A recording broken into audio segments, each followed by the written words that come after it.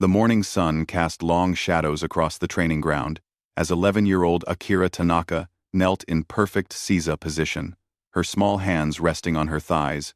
The wooden practice sword lay before her on a silk cloth, its surface worn smooth by countless hours of training.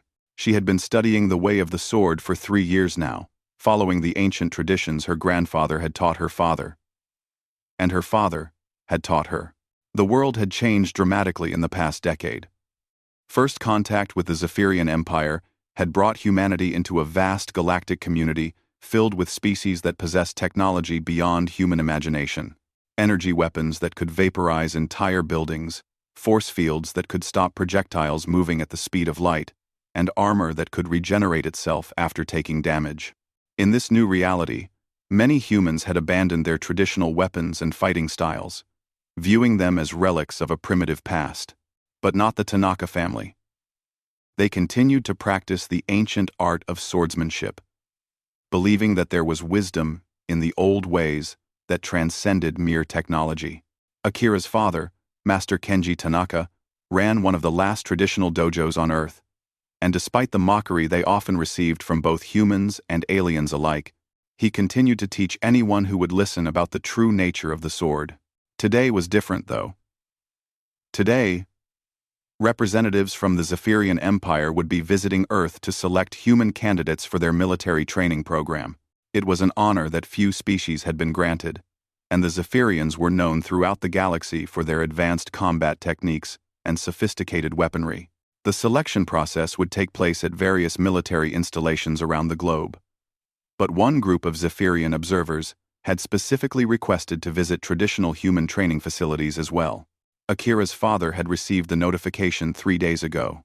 The message had been polite but clearly skeptical, asking if they could observe what the message termed primitive human combat training methods for academic purposes. Master Tanaka had agreed, despite knowing that the visit would likely result in more mockery of their ancient art.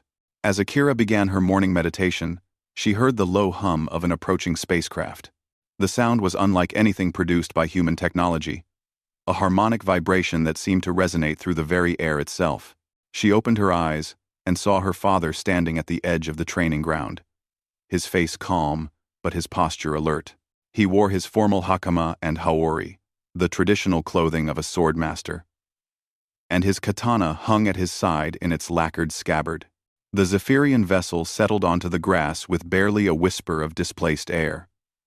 It was a sleek, organic-looking craft that seemed to shift and flow like liquid metal. A section of its hull simply dissolved away, and 3 figures emerged.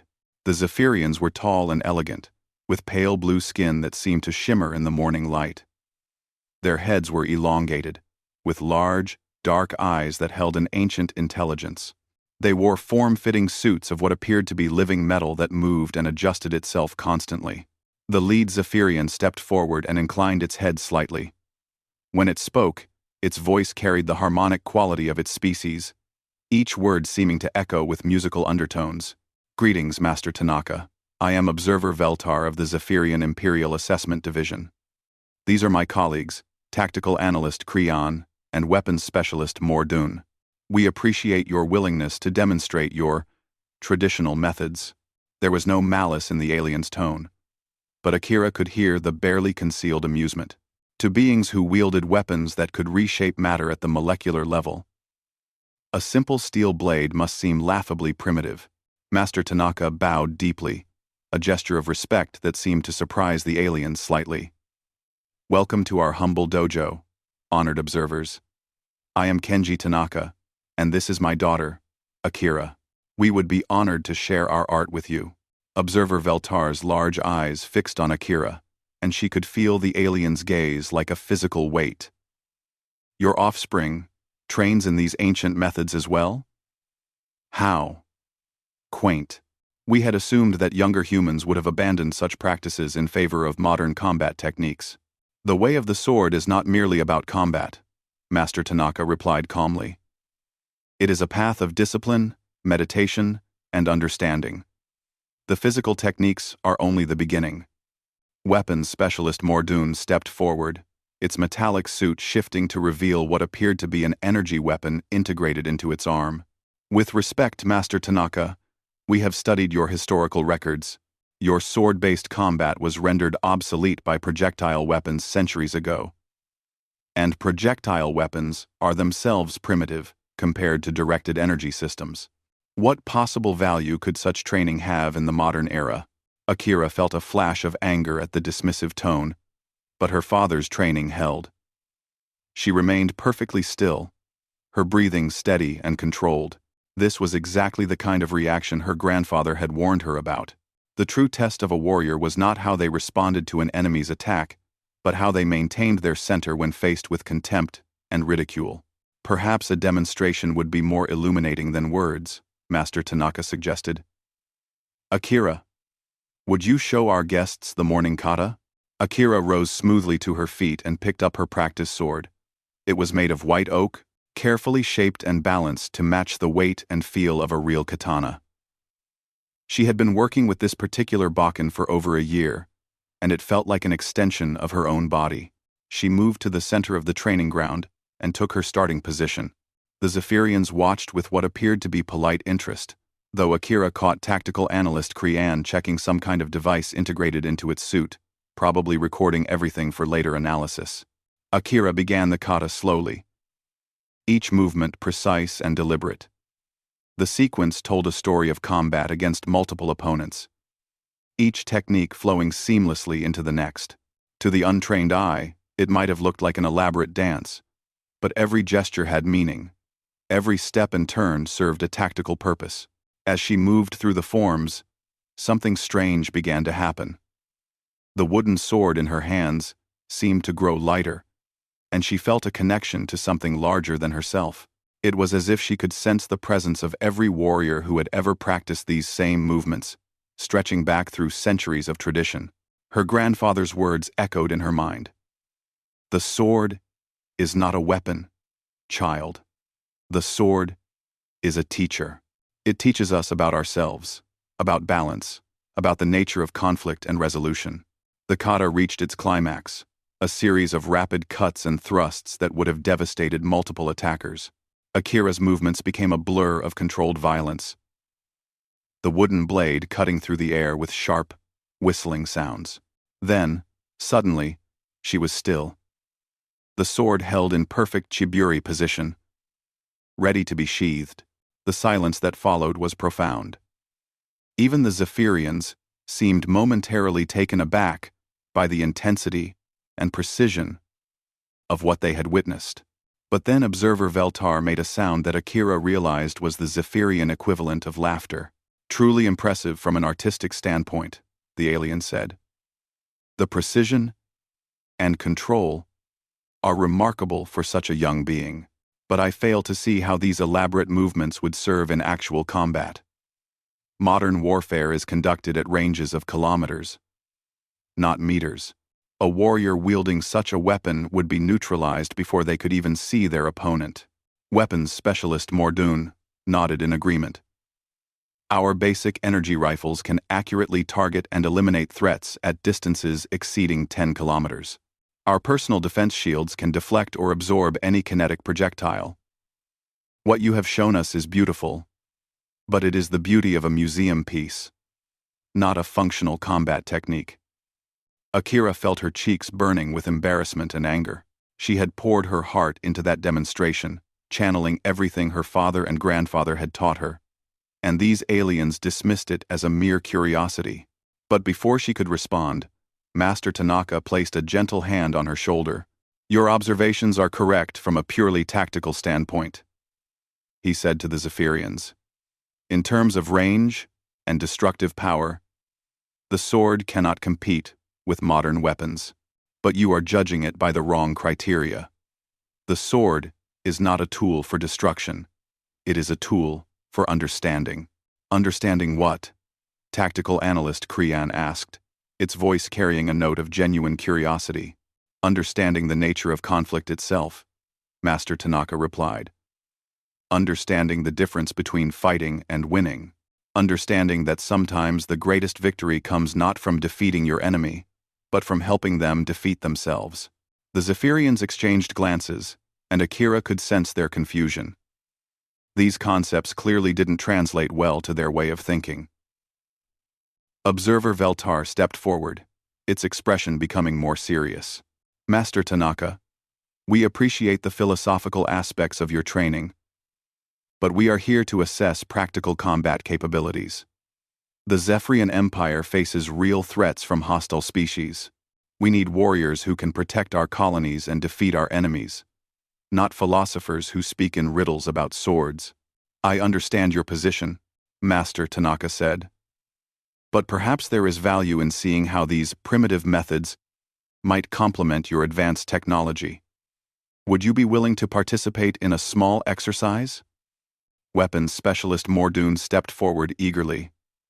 What did you have in mind? A simple sparring match, one of your number against my daughter, using whatever weapons and equipment you deem appropriate. The objective would be for Akira to touch you with her sword. If she succeeds, perhaps you might reconsider your assessment of our art. The three Zephyrians conferred in their own language, a series of harmonic tones that rose and fell like music. Finally, Observer Veltar turned back to them.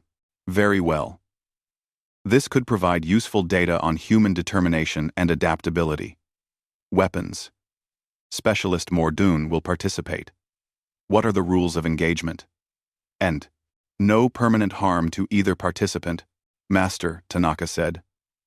The match ends when Akira touches Mordoon with her sword, or when Mordoon successfully incapacitates or disarms Akira.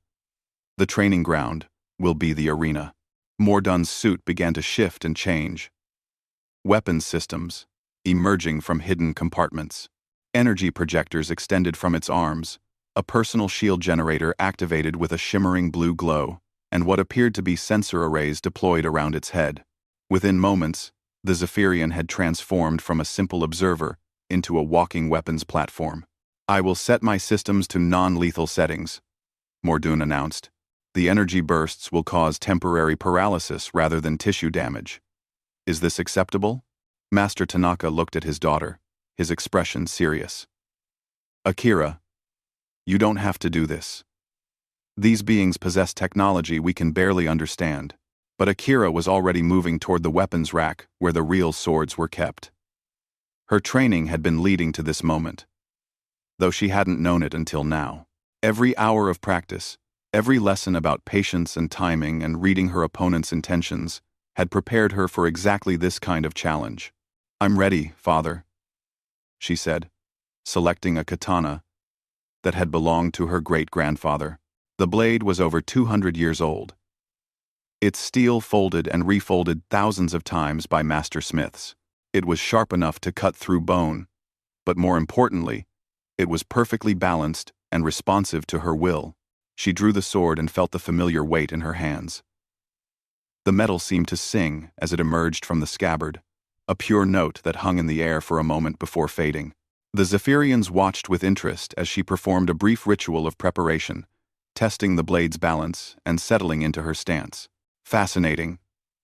Tactical analyst, Creon murmured.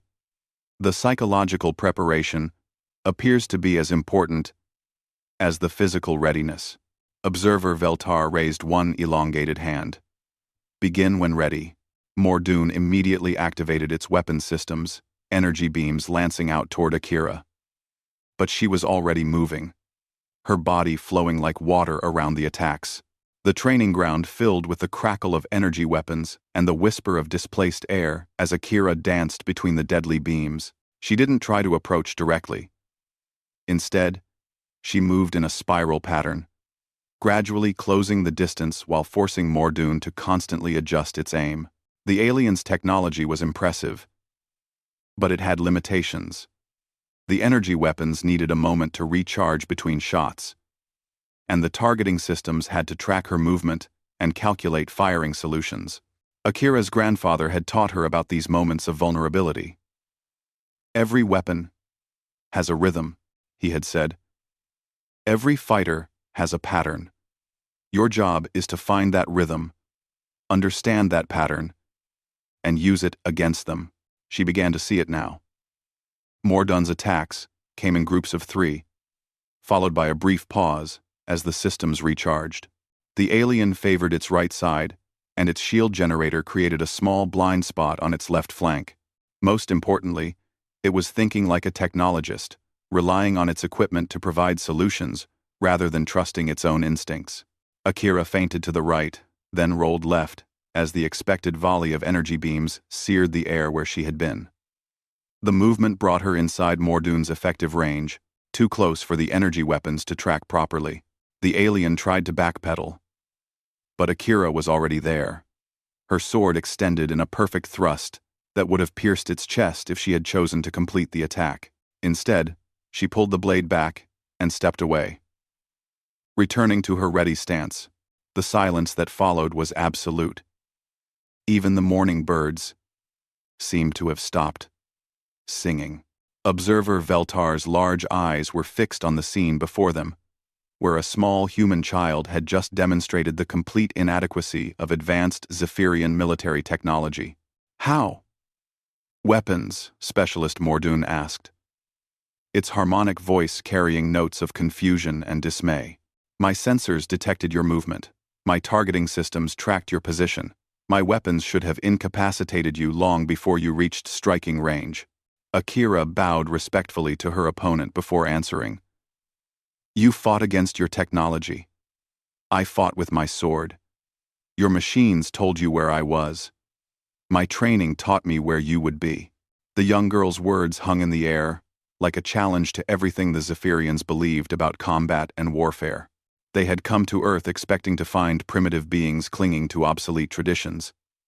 But instead, they had discovered something that their advanced civilization had lost: the ability to think beyond the limitations of their tools. Observer Veltar stepped forward, its expression thoughtful.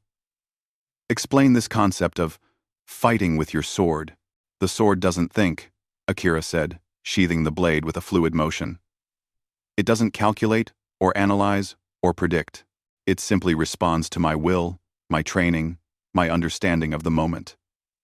Your technology is very powerful, but it creates a barrier between you and your actions. Every decision has to pass through computers and sensors and targeting systems. By the time your weapons fired, I was already somewhere else.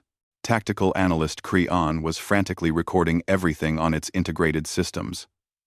But surely this is merely a matter of improving our response times and prediction algorithms. Better sensors, faster processors. No, Master Tanaka said quietly. That's exactly the trap you've fallen into. You're trying to solve a human problem with a technological solution, but some things cannot be improved by adding more complexity. Sometimes, the answer lies in simplification.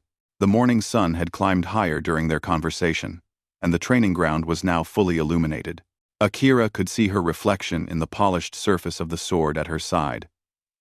And beyond that, the faces of 3 alien beings who were beginning to question everything they thought they knew about combat, technology, and the nature of true strength. Observer Veltar was quiet for a long moment, its large eyes moving between Akira and her father. When it finally spoke, its voice carried a different quality, less dismissive and more respectful. We may have been hasty in our initial assessment, the alien admitted. This demonstration has raised questions that our tactical doctrine does not adequately address. Would it be possible to continue this discussion? We find ourselves in need of a deeper understanding of your methods. Master Tanaka smiled for the first time since the aliens had arrived. Of course. But first, perhaps Akira should show you some of the other lessons the sword can teach. After all, defeating an opponent is only the beginning of true martial wisdom. The young girl nodded and moved back to the center of the training ground. There was still so much these advanced beings needed to learn about the power that lay not in their technology, but in the ancient wisdom that had been passed down through generations of human warriors. The morning was still young, and the real lessons were just beginning. 3 hours had passed since the sparring match, and the Zephyrian observers remained in the dojo, their advanced recording equipment capturing every word and gesture as Master Tanaka and Akira demonstrated various aspects of traditional swordsmanship. What had begun as a brief academic visit had transformed into an intensive cultural exchange that none of them had anticipated. Observer Veltar sat in an approximation of Caesar position, its elongated form adapting awkwardly to the traditional posture. The alien's earlier dismissiveness had given way to intense curiosity as it struggled to understand concepts that seemed to exist outside the framework of Zephyrian military doctrine. "Explain again this concept of Zanshin," Veltar requested, its harmonic voice carrying notes of frustration. "Our translation systems render it as continuing mind or remaining spirit. But these terms have no tactical significance that we can identify."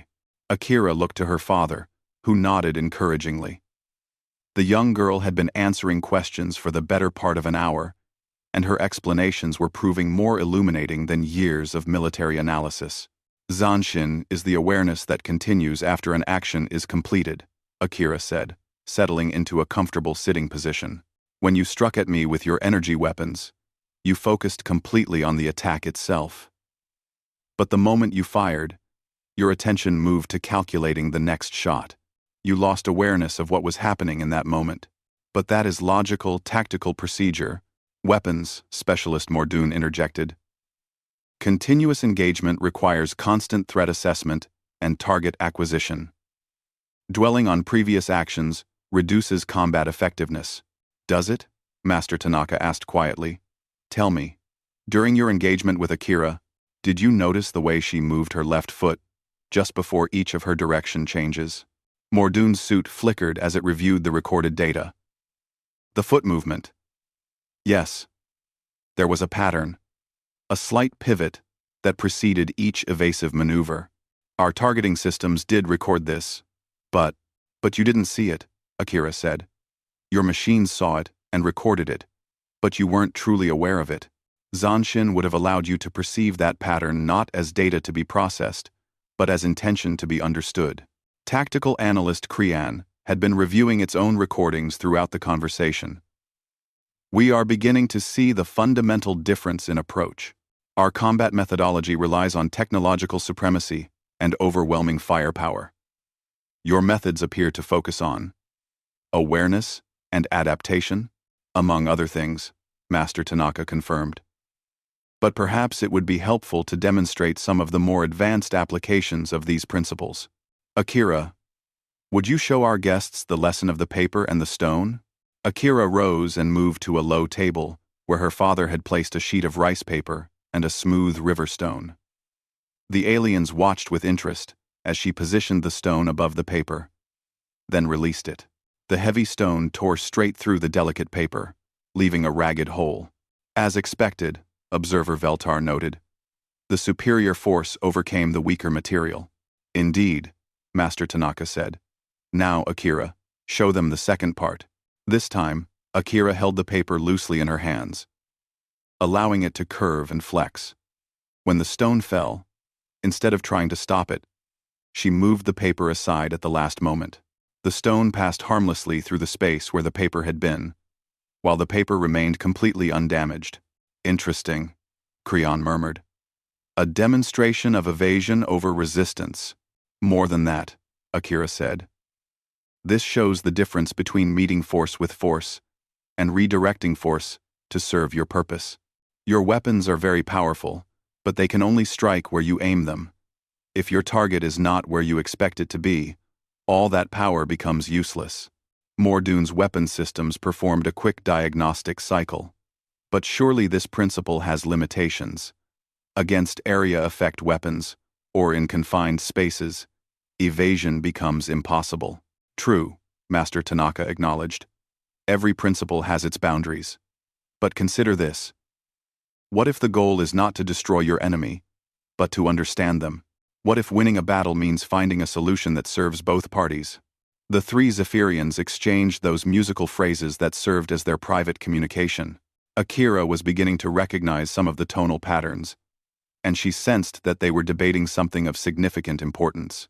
Finally, Observer Veltar spoke.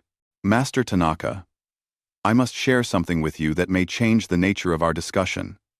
The Zephyrian Empire is not merely expanding its military capabilities for abstract threats.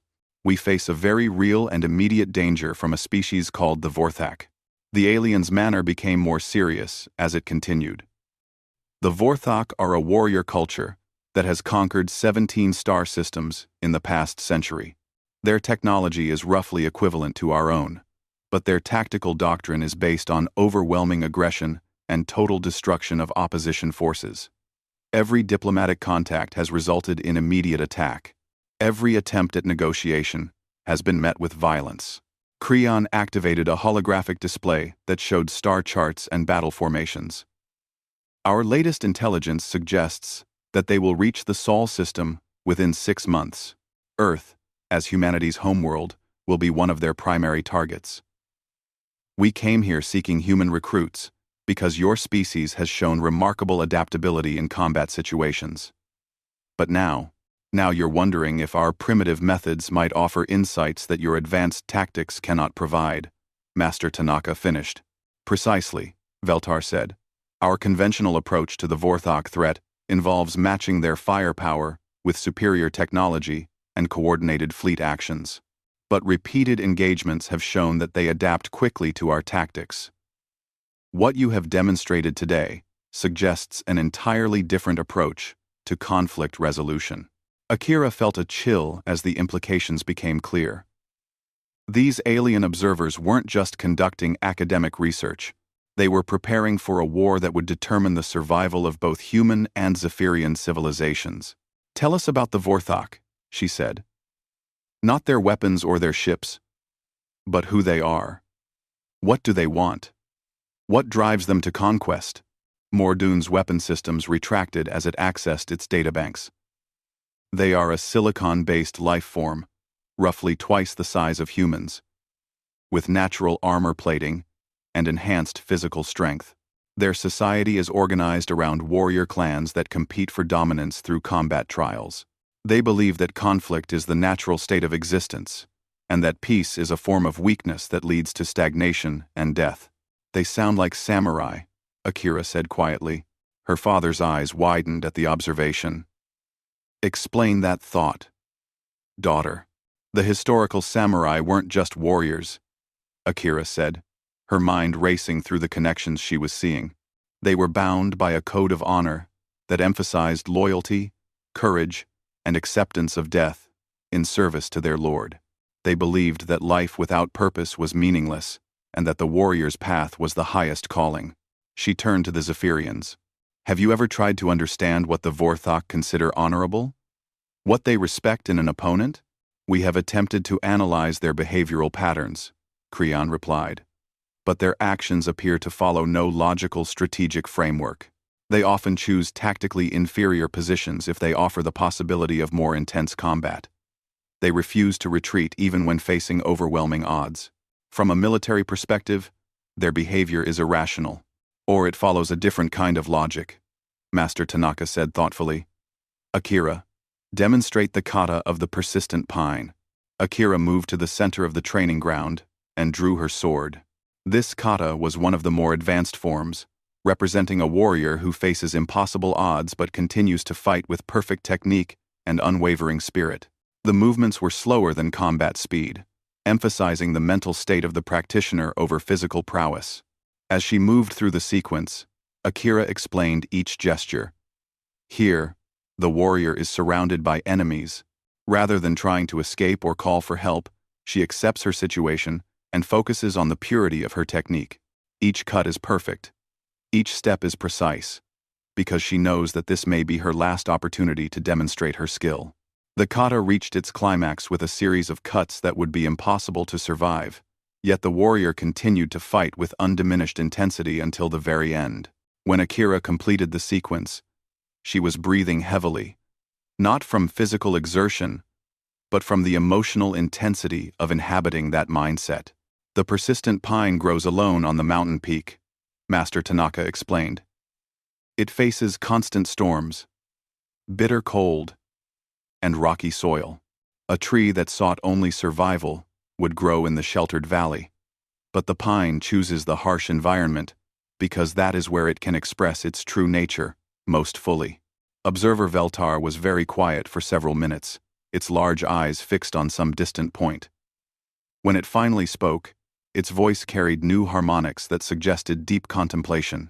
You are proposing that the Vorthak aggression is not strategic, but spiritual. I'm suggesting that you may be fighting the wrong war, Akira said. You're trying to defeat them. But what if they don't want to be defeated? What if they want to be challenged? What if the greatest honor you could give them would be to meet them as equals? Warrior to warrior. Mordoon's weapon systems performed another diagnostic cycle. But this time, it seemed to be an unconscious nervous habit rather than a tactical assessment. The Vorthak have destroyed entire civilizations. They show no mercy to non-combatants. How can such behavior be considered honorable? Maybe they show no mercy because no one has ever shown them understanding, Akira replied. Your response to their aggression has been to treat them as a problem to be solved with superior technology. But what if they see your technology as a form of cowardice? What if they attack civilians because they can't find worthy opponents among your military? The implications of her words hung in the air like smoke from an extinguished candle. The Zephyrians had approached the Vorthak threat with the assumption that it was a conventional military problem requiring a conventional military solution. But if Akira was right, then everything they had planned would not only fail, but might actually make the situation worse. What would you propose? Veltar asked finally. Master Tanaka stepped forward. In the ancient traditions of Earth, when two great warriors met in combat, there were rituals and protocols that ensured the battle would be fought with honor. Perhaps what the Vorthak need is not an enemy to destroy, but an opponent worthy of their respect. You're suggesting single combat? Creon asked, its harmonic voice rising to almost musical heights. The fate of entire star systems decided by individual warriors? Not necessarily, Akira said. But communication through the language they understand. Show them that you're not hiding behind your technology, that you're willing to meet them on terms they consider honorable. Give them a chance to express their warrior nature without destroying everything in their path. She paused, looking at each of the aliens in turn. The sword teaches us that the strongest opponent is often the one most desperate to prove their strength. The Vorthak may be attacking because they've never found anyone willing to fight them properly. Mordoon's suit flickered through several configuration changes as it processed this information. The logistical challenges would be enormous. Our entire military doctrine would need to be restructured. The political implications alone. But consider the alternative, Master Tanaka said quietly. Your current path leads to a war of extinction. Either you destroy them completely, or they destroy you. Is there any wisdom in a victory that requires the annihilation of your opponent? Observer Veltar rose from its awkward sitting position, its tall form casting long shadows across the training ground.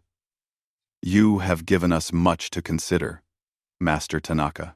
But speaking hypothetically, if we were to pursue this approach, would you be willing to help us?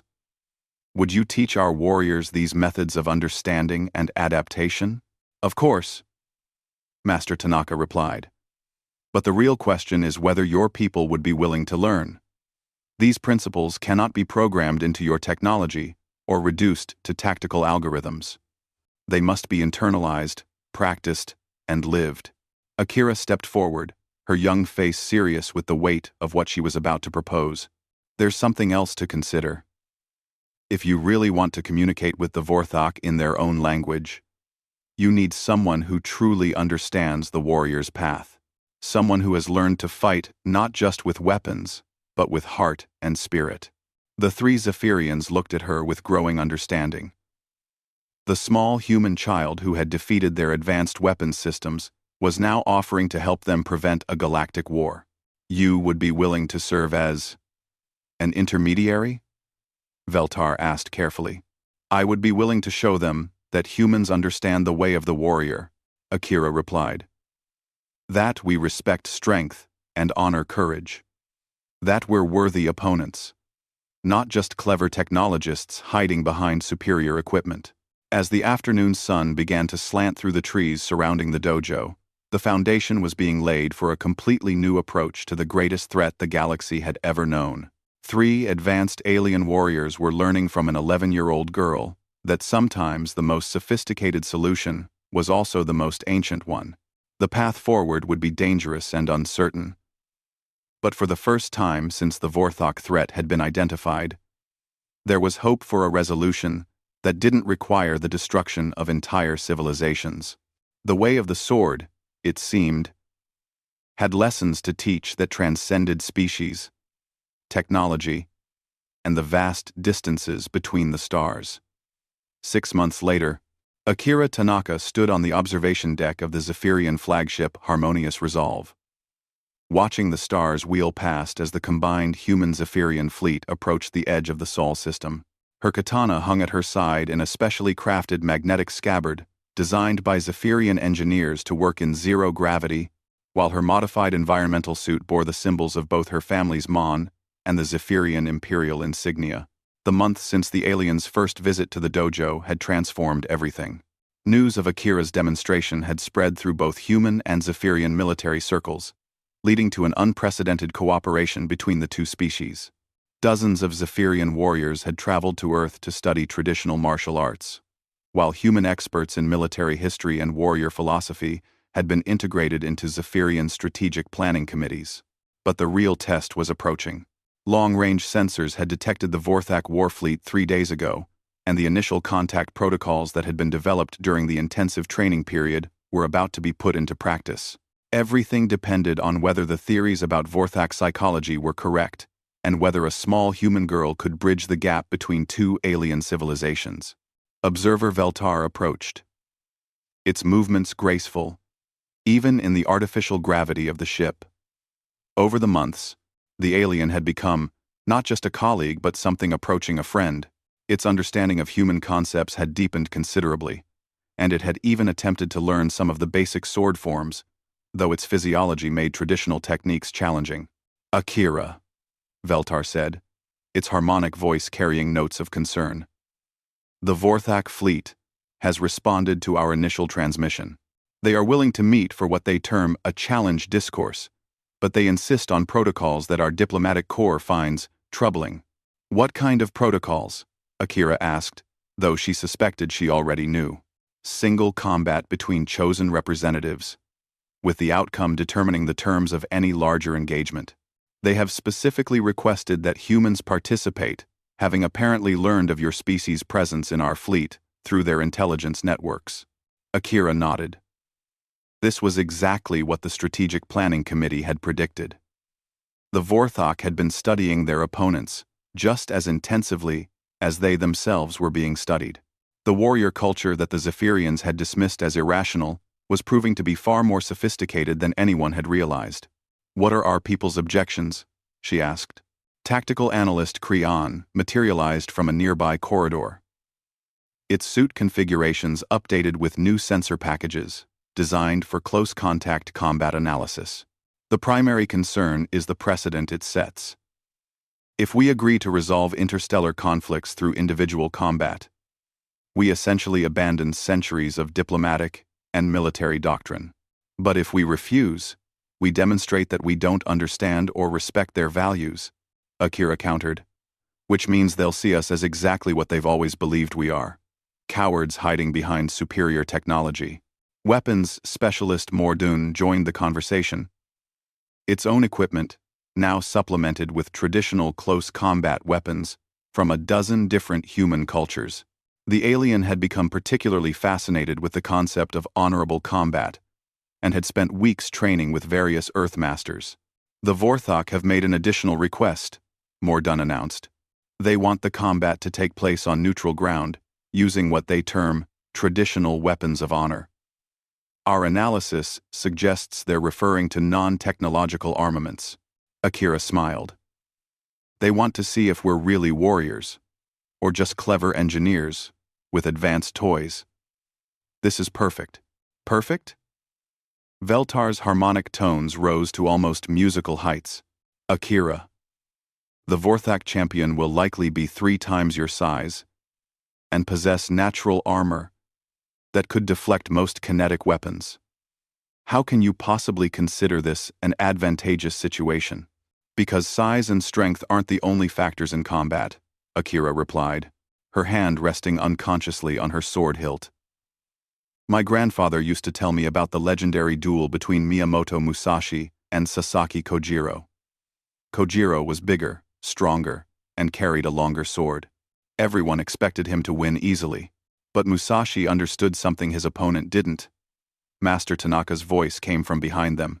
Akira's father had insisted on accompanying the fleet, serving as both cultural advisor and spiritual support for his daughter. He understood that confidence could become overconfidence, and that every advantage could also be a weakness. The group moved to a briefing room, where holographic displays showed the approaching Vorthak fleet. The ships were unlike anything the humans or Zephyrians had ever seen, their hulls carved and decorated like the armor of ancient warriors.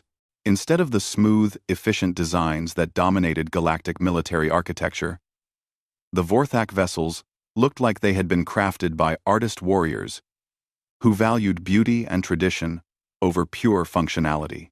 "They're magnificent," Akira breathed, studying the flowing lines and intricate details of the alien warships. "Look at the craftsmanship, the attention to detail. These aren't just weapons of war. They're expressions of cultural identity." Fleet Commander Harvin entered the briefing room, its tall Zephyrian frame radiating the tension that had gripped the entire command structure.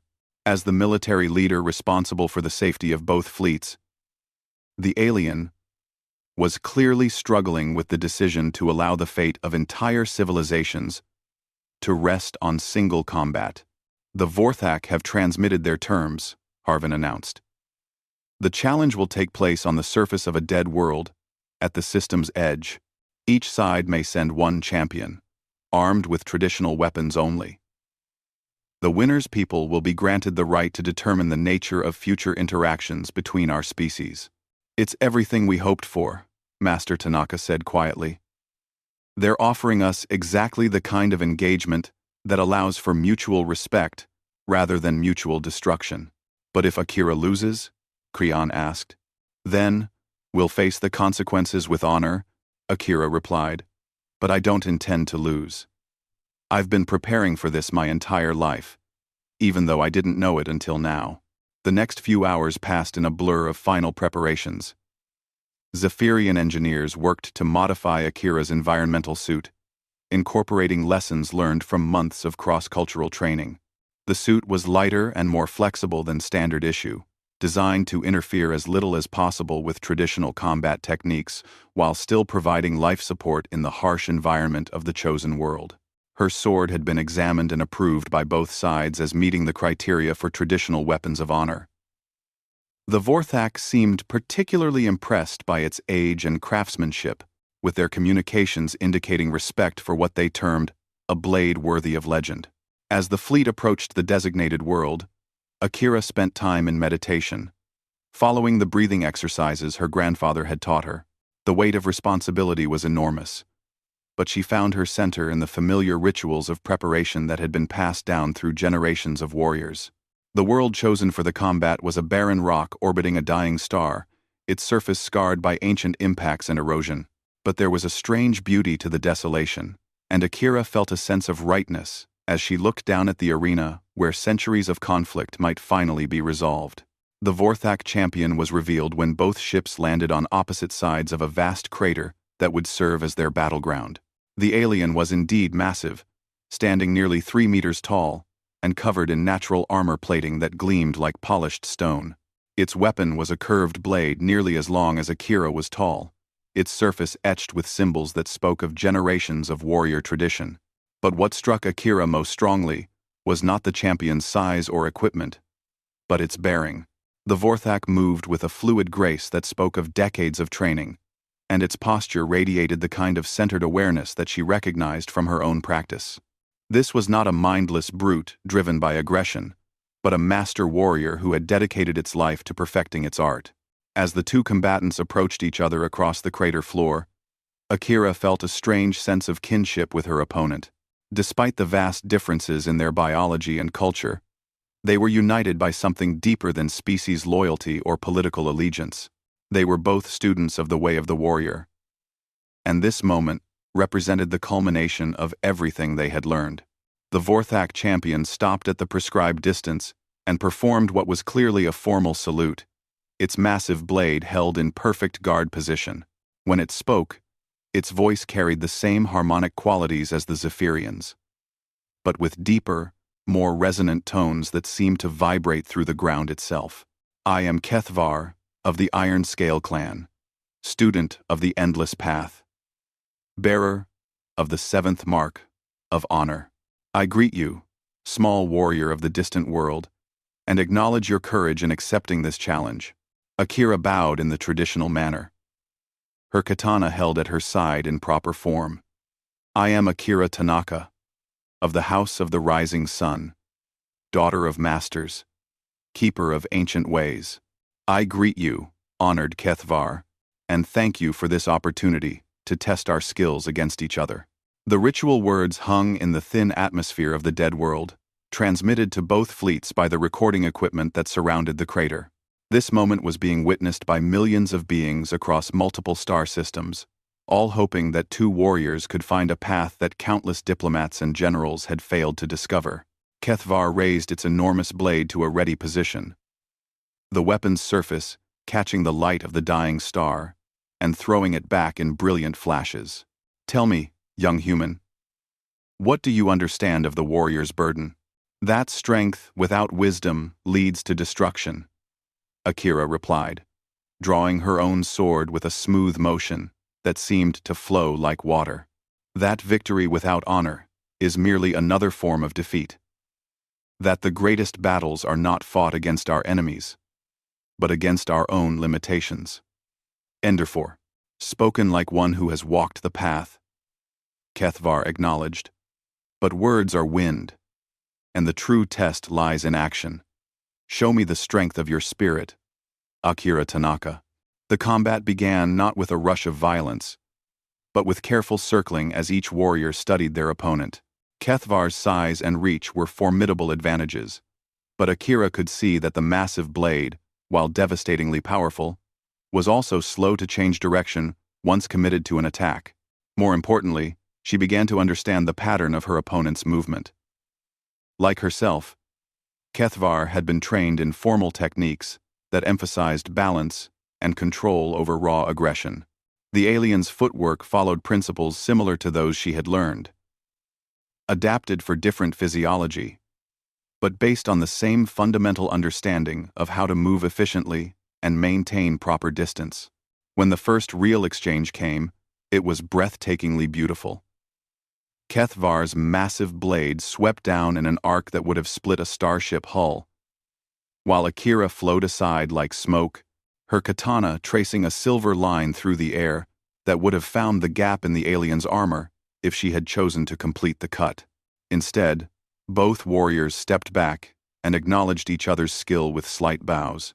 This was not a fight to the death, but a conversation conducted in the language they both spoke most fluently, the language of perfected technique and absolute commitment.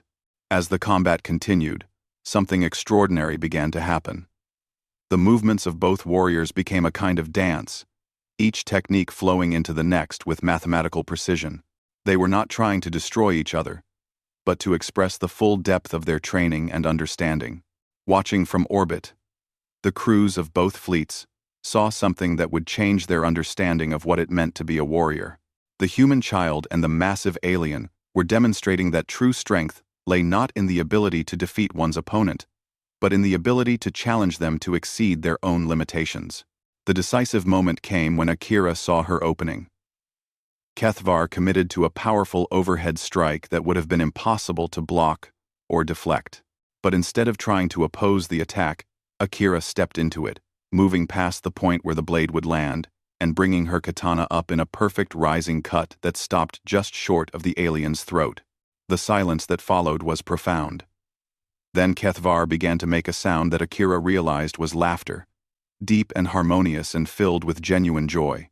Magnificent, the alien warrior declared, lowering its weapon in a gesture of surrender. You have shown me something I had never seen before, young master. You fought not to defeat me, but to teach me. This is the true victory of the warrior's path. Kethvar turned to address the recording devices surrounding the crater. Let it be known, throughout the Vorthak territories, that humanity possesses the warrior spirit. They are worthy opponents and honored allies. The Iron Scale clan withdraws its challenge and offers the hand of friendship to all who fight with such skill and wisdom. As the two warriors stood together on the surface of that dead world, surrounded by the ancient scars of cosmic violence, a new chapter in galactic history began to unfold. The Vorthak warfleet powered down its weapon systems and opened communication channels, while the combined human-Zephyrian forces responded with their own gestures of peaceful intent. In the months that followed, the Vorthak would become valued members of the galactic community, their warrior traditions providing a balance to the technological sophistication of other species. Combat sports and martial arts academies would spring up throughout civilized space, as beings from dozens of worlds sought to understand the principles that had prevented a catastrophic war. But for Akira Tanaka, standing on that barren world with her sword at her side and a new friend beside her, the greatest victory was not the prevention of war or the advancement of galactic civilization. It was the simple knowledge that the way of the sword, passed down through generations of human masters, had proven that the strongest bonds between beings were forged not in the heat of battle, but in the mutual respect of those who had dedicated their lives to perfecting their art.